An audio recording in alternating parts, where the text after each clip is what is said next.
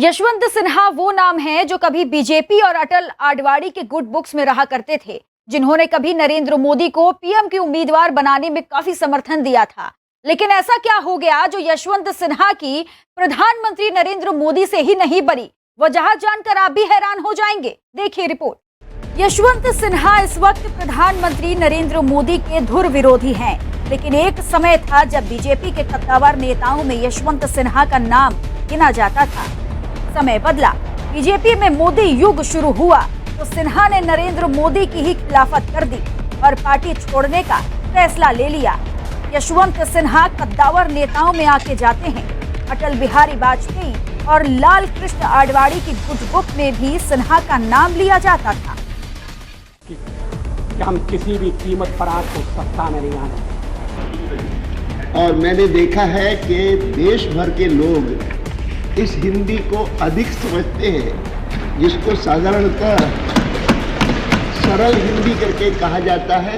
साल 2014 के बाद पार्टी में अटल आडवाणी युग तो खत्म होता चला गया। पार्टी में मोदी और शाह की तूती बोलने लगी।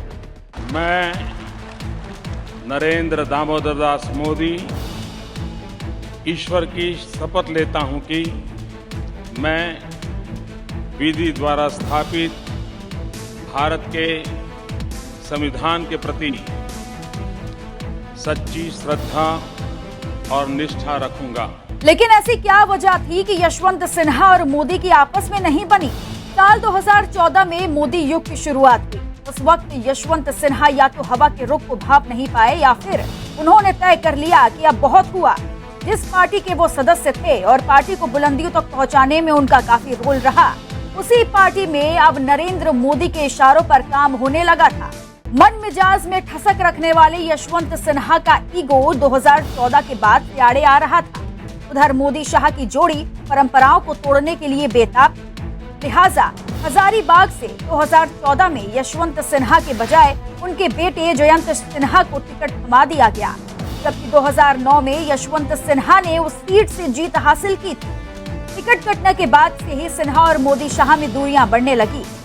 यही काला महंगाई की आग लगी हुई थी और उसमें आपने पेट्रोल और डीजल डालकर उसको और। हालांकि यशवंत सिन्हा ने एक इंटरव्यू में बताया था कि उनके पीएम मोदी से क्यों नहीं बनी।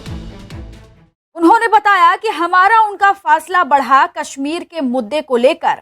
मैं चाहता था कि कश्मीर में वाजपेयी जी की नीतियों का अनुसरण हो।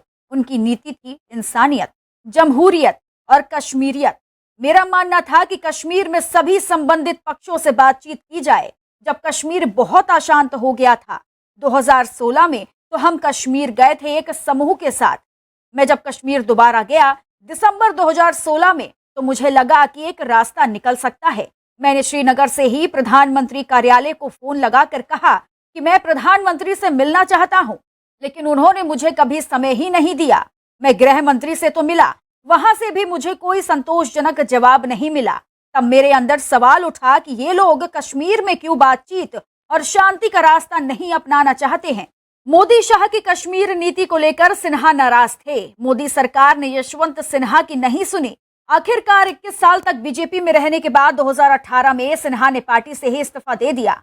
सियासत के दो कद्दावर नेताओं की लड़ाई के किस्से एक बार फिर उजागर होने लगे हैं, क्योंकि यशवंत सिन्हा को विपक्ष ने राष्ट्रपति पद का उम्मीदवार घोषित कर दिया है। चित्रा सिंह की रिपोर्ट, R9 न्यूज।